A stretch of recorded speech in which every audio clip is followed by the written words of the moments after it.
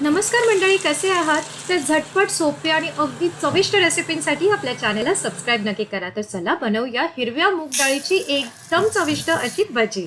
तर सगळ्यात आधी आपल्याला हिरवे मूग डाळ घ्यायची आहे. तिला 3 ते 4 वेळा छान पाण्याने धुवून घ्या आणि रात्रभर किंवा 3 ते 4 तास स्वच्छ पाण्यामध्ये भिजत घाला. आता ही भिजलेली मूग डाळ आपल्याला वाटून घ्यायची आहे. वाटत असताना त्यामध्ये आपण हिरव्या मिरच्या चवीनुसार, आलं, लसूण घालणार आहोत आणि इथे मी कोथिंबीरचे दांडे वापरले आहेत. छान याला वाटून घ्यायचं आहे आणि त्यामध्ये थोडीशी मूग डाळ मी साईडला ठेवली होती. आता ती सुद्धा आपल्याला यात घालायची आहे आणि टेक्स्चर खूप छान येतो भजीला. हवे नको ते सगळे मसाले यात घाला आणि त्यामध्ये चाट मसाला किंवा आमचूर पावडर घाला. खूप छान चव येते. मीठ घाला चवीनुसार आणि छान सगळं मिसळून घ्या. त्यामध्ये आपल्याला बारीक चिरलेला कांदा भरपूर आणि कोथिंबीर घालायची आहे. आपलं मिश्रण तयार आहे. आता गरमागरम तेलामध्ये स्लो टू मीडियम फ्लेमवरती छान कुरकुरीत या भजीला तळून घ्या आणि जर भजी आवडली असेल तर आपल्या चॅनलला सबस्क्राईब नक्की करा.